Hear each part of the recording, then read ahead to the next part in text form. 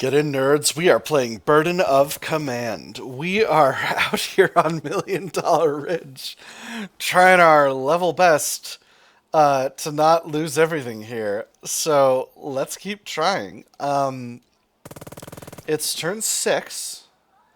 I'm going to start the same way I've done the last couple of turns with Lieutenant Usildur. We're going to throw some mortar fire on first this MG. And they're undaunted. Don't love it. And then we're going. Where do I need to get visibility to that other squad? Is it here? Yes, it sure is.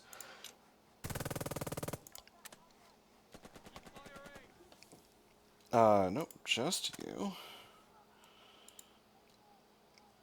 We'll step here. Here's withdrawing, interesting. And then I don't have it from here yet, do I? No, I do. Alright. And one more shot here. And we did some suppression. That's good. That's good. Feeling pretty rock solid about that. And now, that is all of Lieutenant Usildur's turn. Let's see if the enemy takes more shots at stern, which they've been doing, and which... Actually, before I do that, you have visibility over here. At least a little bit, right? Nope, you don't. You do not have any ability to throw anything that way. Alright. So we'll see what the enemy does now that I've done what I've done. Okay, that unit rallied. Alright. And they didn't do the thing that I thought they were going to do. Which is a little bit of a shame, but it is what it is. So, from here, I think it's Thompson.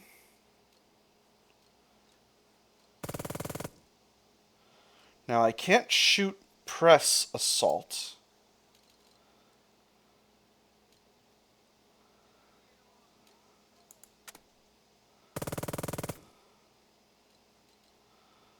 My other option is Row.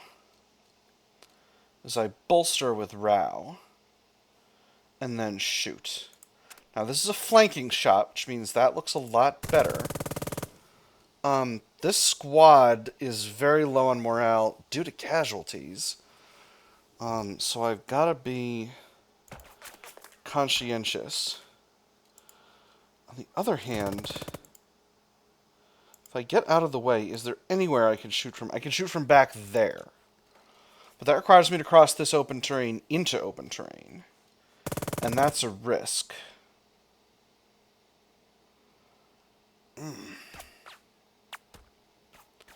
Decisions. And do I have visibility from here? No, I do not. Oh, it's really brutal. It's really, really brutal. The only thing is, if I move Thompson off of them, then I could move the captain up to use the mortars, which is extremely tempting. On the other hand, how does an assault look from here? Flanking morale boost, very high chance of winning the initiative. I'm going to try it. So I'm going to bolster. I'm going to risk it for the biscuit, because this machine gun is pointed... I can't even see.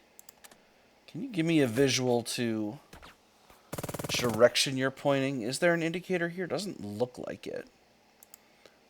I think this machine gun's pointing down this way, because we are getting flanking fire here. So yeah, I think we're going to go in... Now, the one last thing I need to check, who can see me from here? So if there's enemies here or here, that's a problem. But it might... So this might be a giant mistake. But we're gonna the heck find out.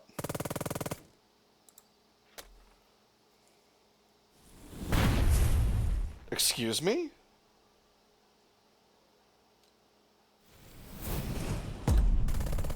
Are you shitting my pants right now? I'm in the middle of my turn here, sir. Oh, fuck's sake. Alright.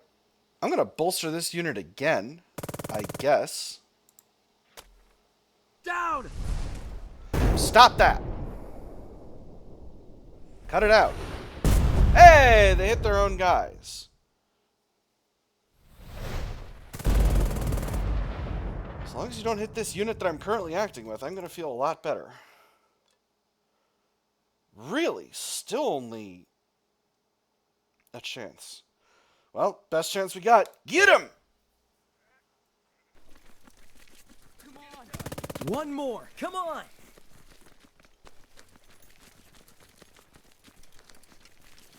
Oh, beautiful.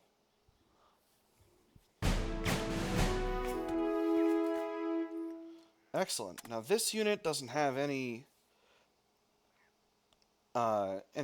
shots left, and I can just suppress the shit out of them. Let's do it. Hi. Don't let up! They did manage to shoot back. And now we're spotted. But we knew that was going to happen. Now they're fully suppressed. And now I'm not going to get stupid. But I have squads that I can bring up. Now, this squad's been pressed already. This one has not.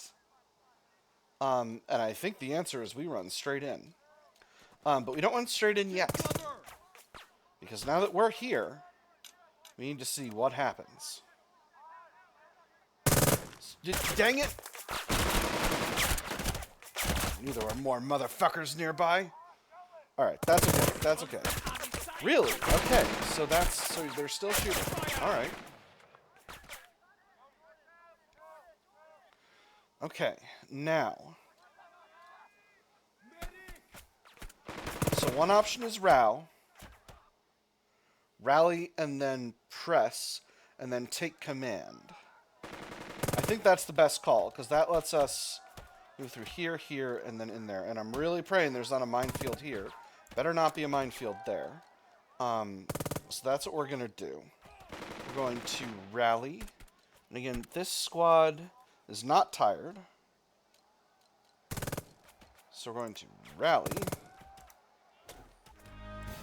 Oh, here we go. Your men push to the top of the ridge. Down below and far away you can see the landing force, still stuck on the beach and hard pressed on all sides by enemy fire. And right in front of you, just down the dirt track road, you see machine guns, mortars, Italian blackshirts, and 2 full companies of German infantry, preparing to charge over and devour your men whole. Shit, Captain, First Sergeant Grant says and draws in a deep breath. Orders? Getting to the top was just half the day. You should consolidate the ridge as ordered, determine how to hold the bridge. Consult with another officer while there is time, hear other opinions, lose time, unlock positive events. We might not be able to hold back the counterattack, consider withdrawing.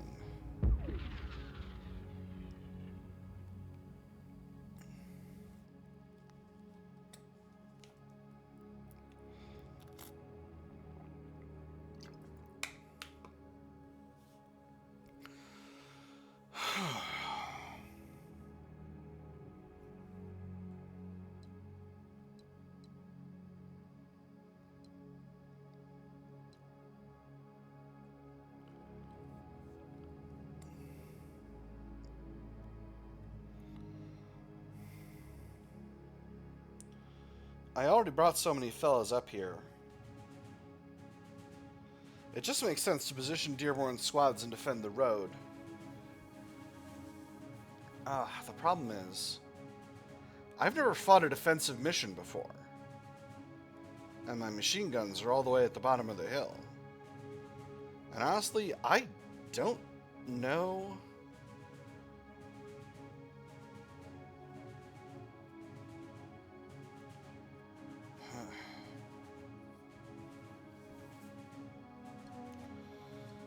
We might not be able to hold back the counterattack. Consider withdrawing. I know that look, Grant says. It's a hard choice. You're wondering why it always has to be us. Well, maybe it doesn't have to be that way this time. We've already done our job and then some. Another company will get onto the ridge, and maybe the Germans won't have time to switch over to them. We have to stay, order preemptive retreat. Accept a mission draw, major victory for the men, and end the scenario. I'm going to take what I've got and run. I think that's just fine. I know I'm about to take another objective, but I'm okay with the mission draw from here. I'm taking heavy casualties. I have done a lot of damage, and the enemy's coming straight for us. I'm not going to get... I've been talking about not going buck wild this whole mission, and honestly, this is kind of what I've been waiting for. So I'm going to take this, and it is what it is. You can't win all of them. And I need to get some replacements into this company. So I'm going to order a preemptive retreat. There's nothing more to be gained here. The Germans will have to reform to counterattack elsewhere, and by the time they do that, the ridge will be won. The difference is how many of your men will still be alive tonight, ready to fight again. Alright. Hey, complete the Sicily campaign. That's pretty rad. I still got 17 prestige, engage the enemy, and very light casualties for a lot of loyalty. So I may need to bring in some green recruits, and that's okay. Out of action report, Captain Murphy is returning. Beautiful. Let's continue with the story. Let's see if we got another couple of lines from Chuck here. Coastal towns and cities in Allied hands, British and American forces, joining with the Canadians, drive for Messina.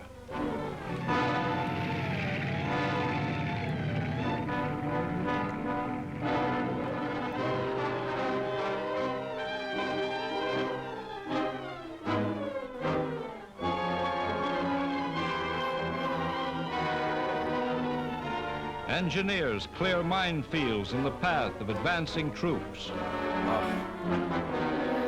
lot of jobs I wouldn't like to have, and this is one of them. Mission draw. Tactically withdrew from the ridge. Men, major victory. Casualties greater than 10%, but withdrew from the ridge. Before the heat of the day begins to press down, the firing begins to taper off. Under impossible pressure from the Germans, your men are forced to regroup. They head back down the reverse slope under cover from the company mortars, carrying or dragging the wounded as they go. The Germans do not pursue. Nickel Company falls back toward the river in good order. The Germans waste no time in launching their counterattack, retaking the crest and covering it with their machine guns, but their infantry stops there. Before the day is done, the enemy is pulling back again towards Messina. The Cottonbalers are ordered into reserve not long afterward. The day afterward, Lieutenant Colonel Heinches visits your command post. He is not a happy man. I've been hearing a lot of things about Nickel Company. Things I prefer weren't true, Heinches says, more than rumors. That you couldn't defend some of the most defensible terrain around. This after pushing halfway down the slope. You nearly screwed the pooch on this one, and prestige -1. Heinches breathes in sharply, then exhales slowly and shakes his head. Maybe you deserve a second chance, he muses. This isn't a forgiving service, Captain, but I'm willing to give you one last shot. Fuck this up and you'll be counting beans and bullets until the end of the war. Understood? Yes, sir. I'm gonna say thank you. I did what I had to do. 10 XP, 10 combat fatigue. He doesn't wait for your salute before he stalks off. The men of your command post pretend that he was never there. Hey, man.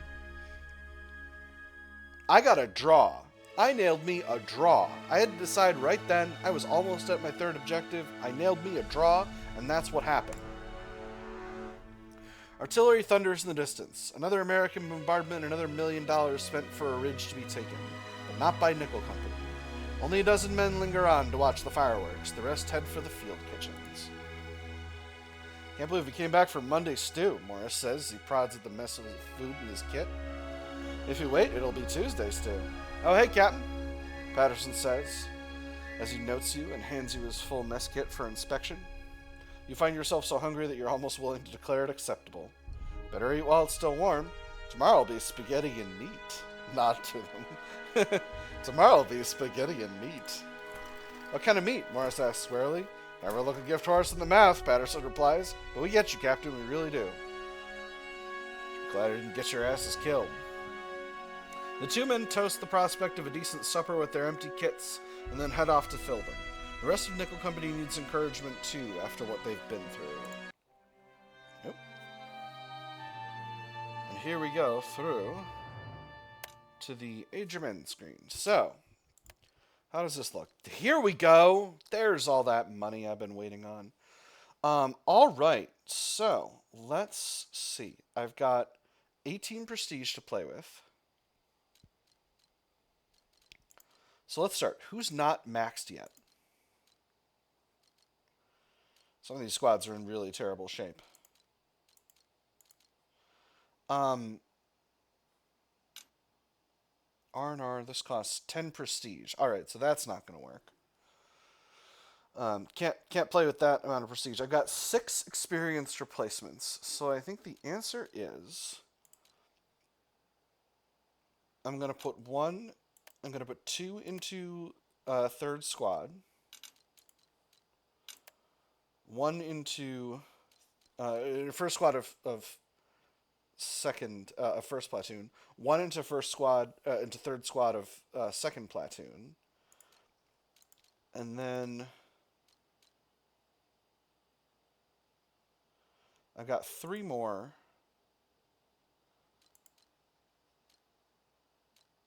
I'm going to put 1 into second squad of second platoon.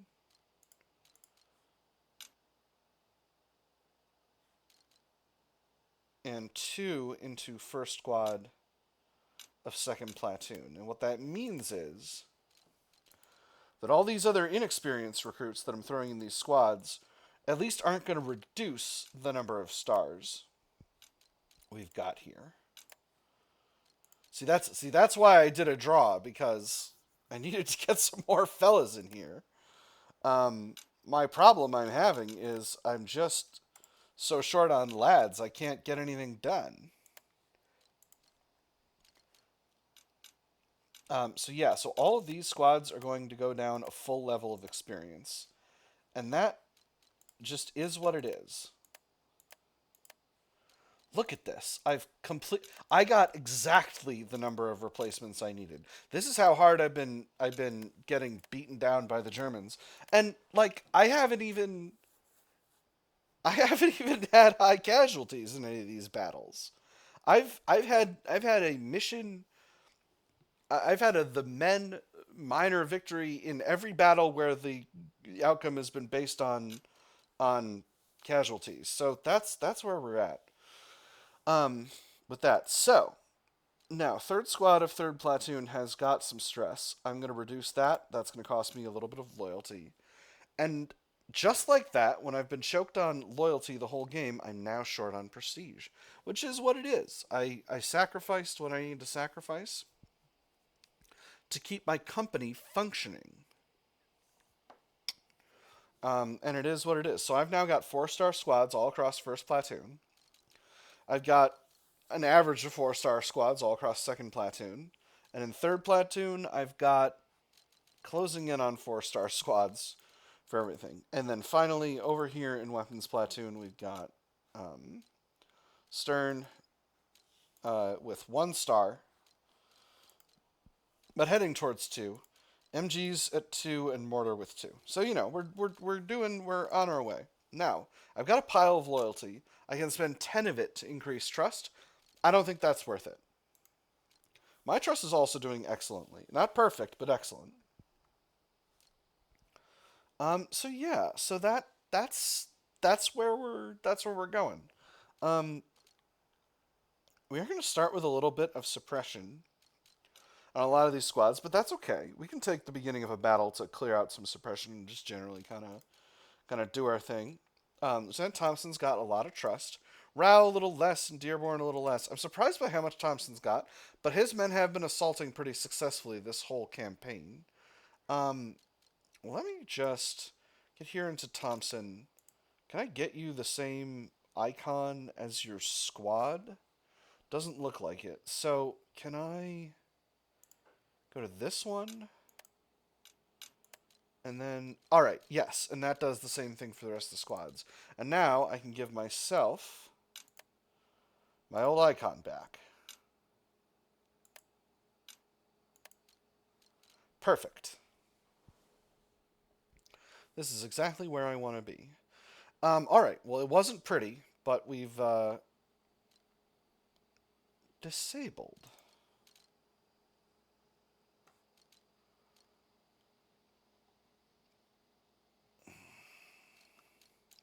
So how are we with combat fatigue? I've got 103, which isn't bad. Dearborn's got 181.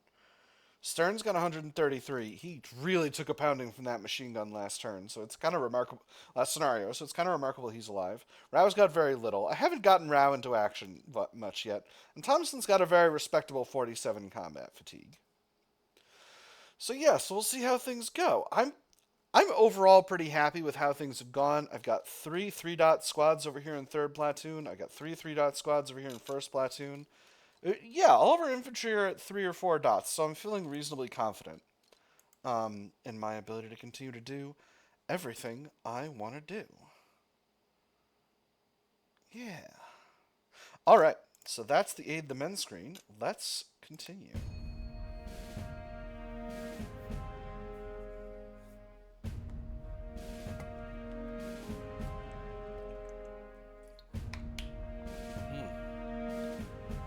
Remember to stay hydrated. And I'm going to be leading again, which is going to make things better. Hopefully I won't get killed again. From Sicily to Italy, or taken out of action again. From Sicily to Italy. 13th October, 1943, soft ground. Interesting. So, 2 months later.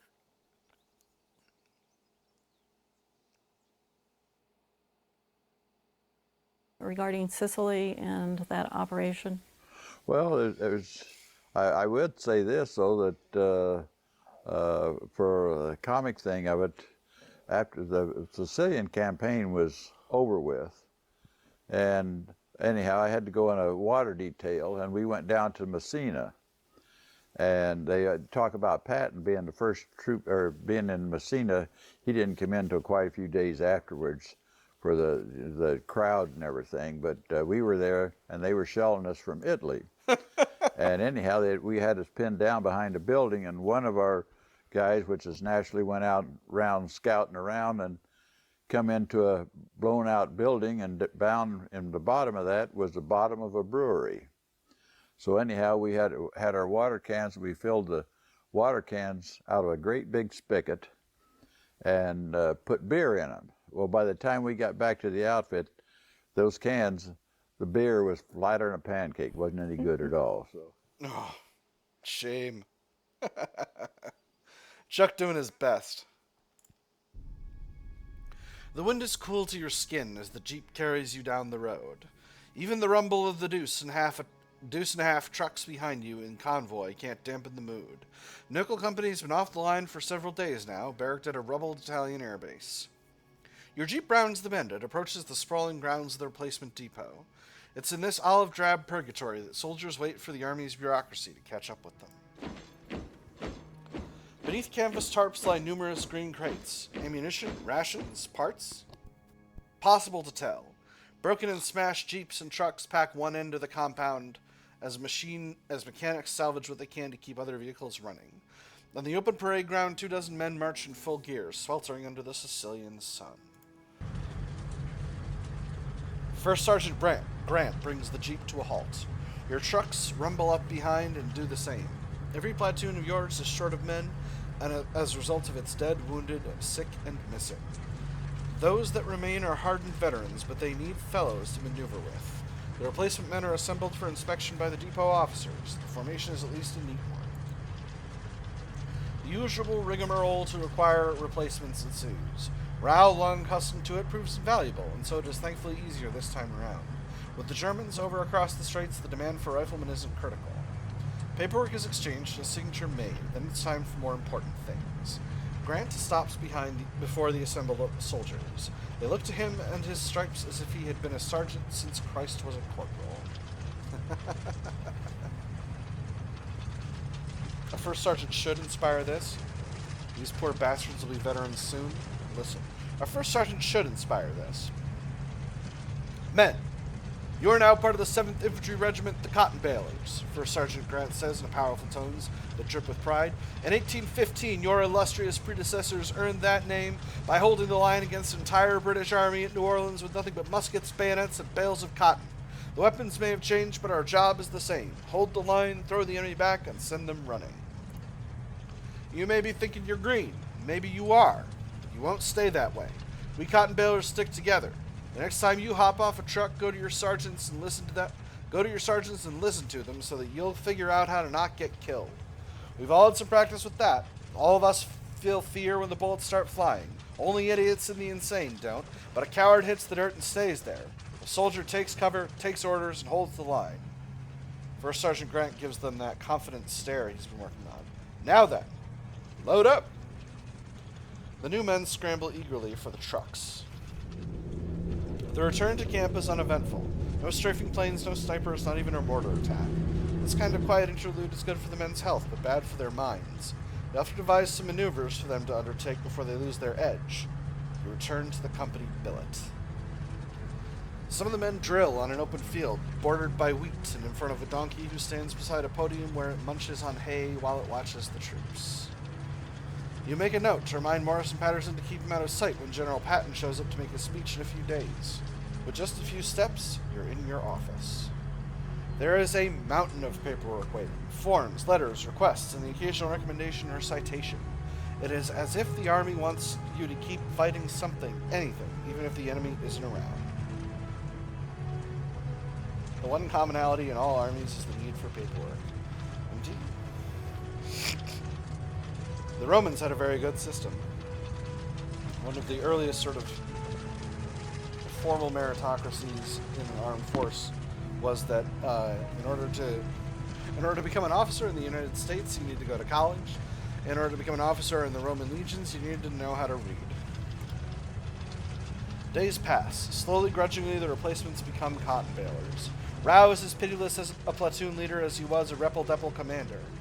He drives his men just as hard as he drives himself, which is certainly earning his platoon's respect, if not their love.